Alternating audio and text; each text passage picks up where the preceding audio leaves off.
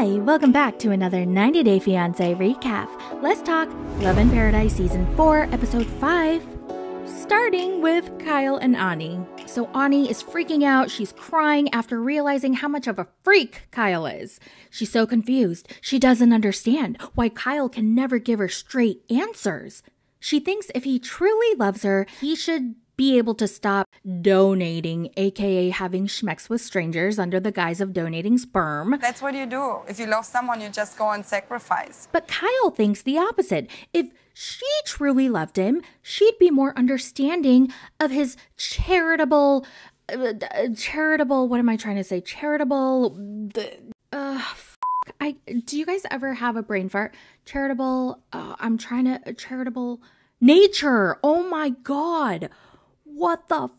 Why did it take me so long? I hate when sometimes I feel like I'm having Alzheimer's. I'm like, the word is at the tip of my tongue, but I just cannot think of it. She's talking to her producer and she's just like, I just feel like I don't understand why he can't just stop donating, like if he loves me so much. But I just know that I love him so much and my feelings for him are stronger. Ugh, as soon as she said her feelings for him are so strong, I was like, oh, God. Ani, I'm about to be really disappointed in you. She tells him her feelings for him are getting stronger and stronger. And he's like, you know what? My feelings for you are strong too. And that's why I want you to have a say in this. I am, from now on, going to let you decide who I sleep with. And that's why he's willing to compromise, such as allowing Ani to have a say in who he can donate to. Here, honey, these are 3 different women who want intercourse sperm donation tonight. Okay, as my wife, I love you so much, or as my girlfriend, because I love you so much, I want you to have a say in this, because I respect your opinion. So, which one of these 3 should I raw dog tonight? And that was it for their segment. It was super short this week, thank God. And now we're moving on to Sean and Aaliyah. In this episode, Aaliyah meets up with her friend Jackie, and she just tells her how happy she is now with her new life and her new identity. And even Jackie was like, yeah, when I first met her, she was so shy and timid and reserved, but now she has come out of her shell and she's so confident. She's clearly so happy. Aaliyah is smiling from ear to ear. You can just see the confidence in her, and it's so beautiful and so wonderful to see. I'm feeling like complete and like amazing. Oh, so happy you're becoming who you want to be. I love it for you. Aaliyah tells Jackie that Sean has been struggling a lot with this transition and how he keeps talking about how he misses Douglas and he actually misses the shy and timid part of Douglas. And Jackie brings up a very good point. She was like, yeah, that's kind of weird because those personality traits are traits that are very easily manipulated. Ding, ding, ding. I feel like she hit the nail on the head. That is very concerning that you miss someone who was so shy and so reserved and so timid, too afraid to speak up. That is weird. He could have a fear of you becoming more strong and powerful and not need him at all. Now later that evening, Sean hangs out with Aaliyah and all her friends at the beach. They sit around a fire and Aaliyah recites a speech that she prepared as a way to officially say goodbye to Douglas. Aqui, hoje, eu me despeço de toda a negatividade que esse nome carregou. Tchau, Douglas. Você foi a minha base, mas está na hora de eu voar.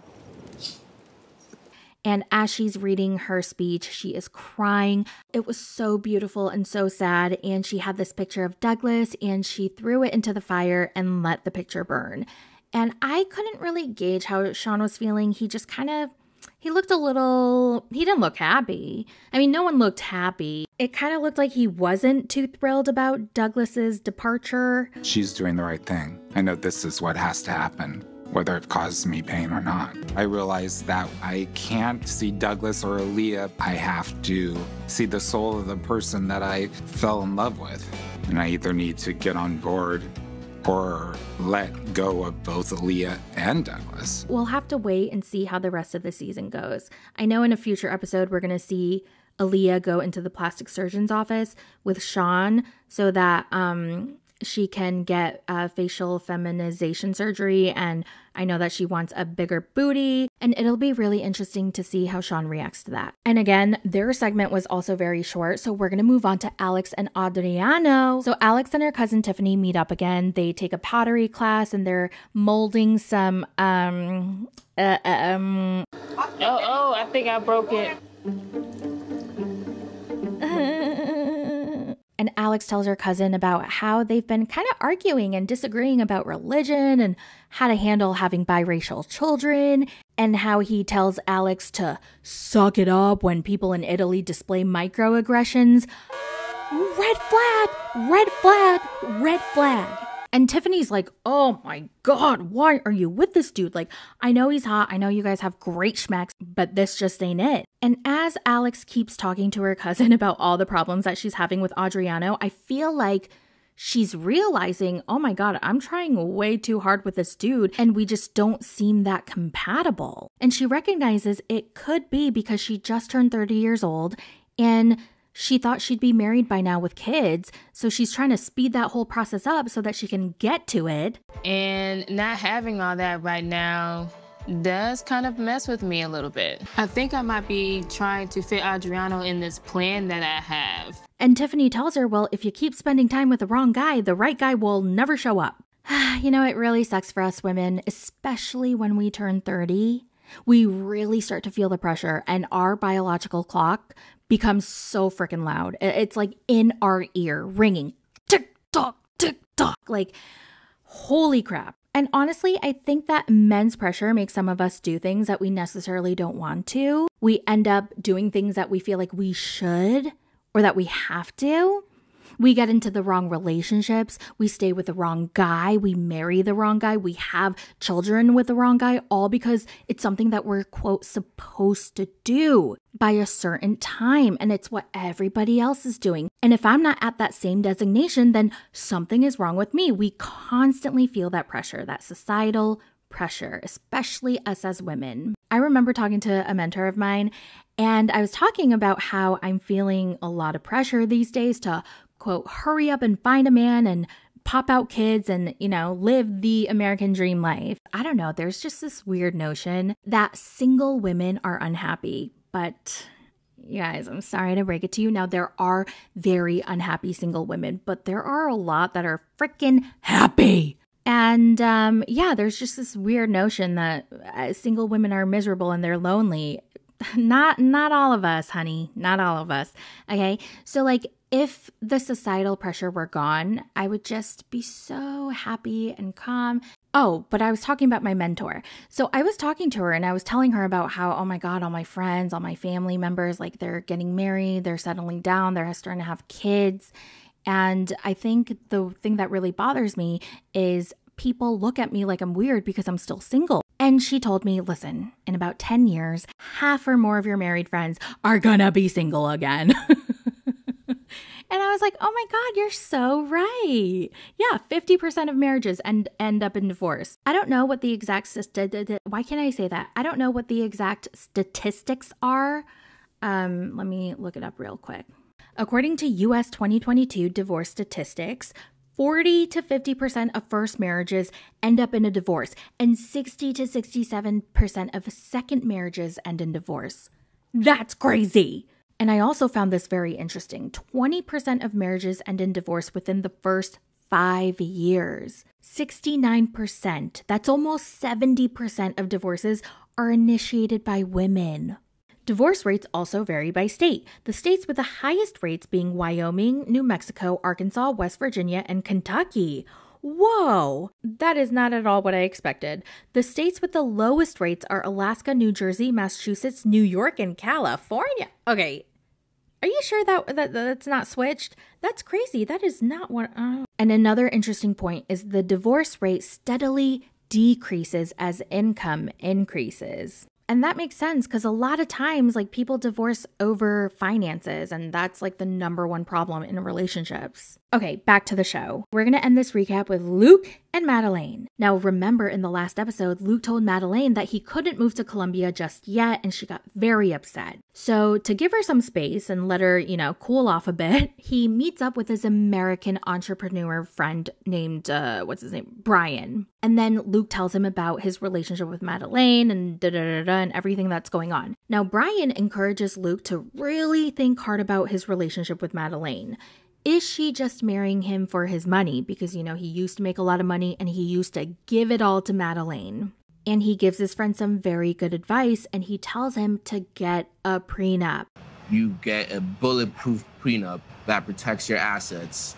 Even though I'm cash poor right now, I still have a lot to lose. He might not think he needs one right now because he doesn't have a job and he doesn't have any money, but someday that may change. Then we learn Luke has an investment property. He actually owns a unit in a luxury apartment complex that he rents out to tourists. Finally, there's something that he put his money into that isn't as dumb as a luxury lifestyle brand. Oh, by the way, speaking of real estate and property and investment properties and investment real estate, and this is a side note, I just had lunch with somebody who lives a completely different lifestyle than I do. And it's just bizarre knowing that someone the same age as you, who had parents just like you and who grew up in the same town, they just live a completely different life. Now, she's a few years older than me and she bought her third building.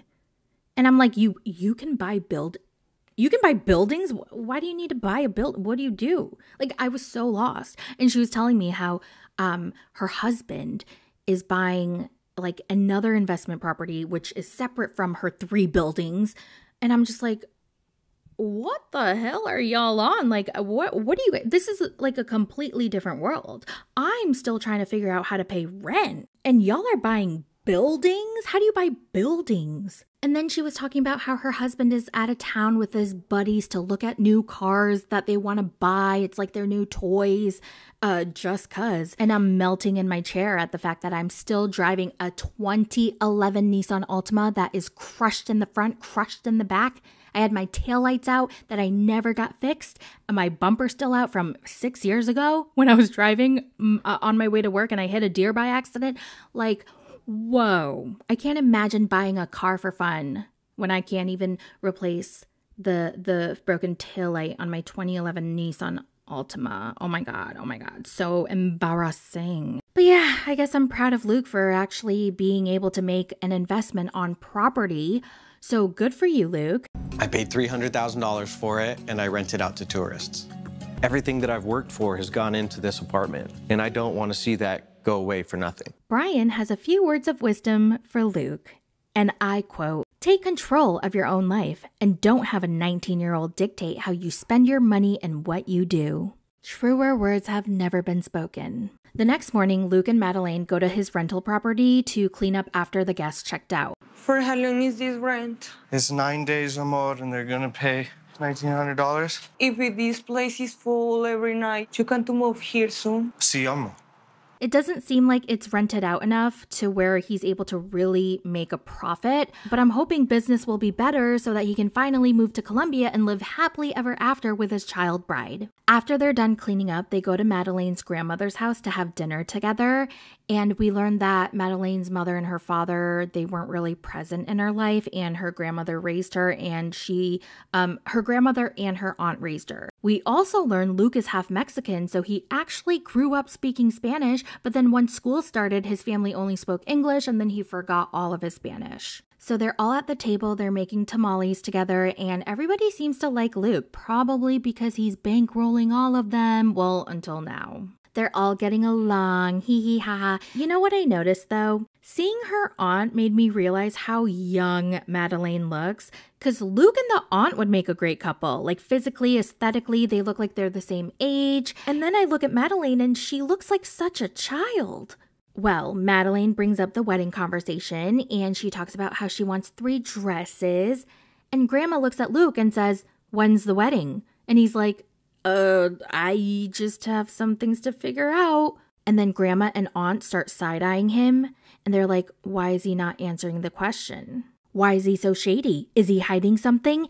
Yeah, he's broke. Tengo no dinero porque no trabajo, bitch. Pero Madeleine no entiende por qué she keeps talking about the wedding. Is that called boca or boca, right? Is wedding boca? Luke es muy confuso. He doesn't understand why Madeleine keeps talking about the wedding when he just told her that he's broke and he doesn't have a job and he needs some time to find a job and save up some money again. So why does she keep bringing up the wedding and the 3 dresses and the grand cake and everything? Yada, yada, yada. He's so confused. Madeleine's like, I'm so excited to start planning for the wedding. I want 3 dresses. The first one's gonna be like a princess.